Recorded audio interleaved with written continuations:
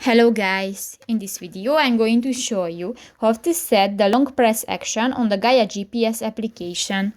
But first of all, I just want to mention, please don't forget to subscribe to our channel, because at 100,000 subscribers we are going to show you our YouTube revenue statistics and growth strategy, how to make money online. So let's jump into it. First of all, open the application on your device. New, go to the settings icon next to the saved button at the lower right corner of the screen in the lower bar.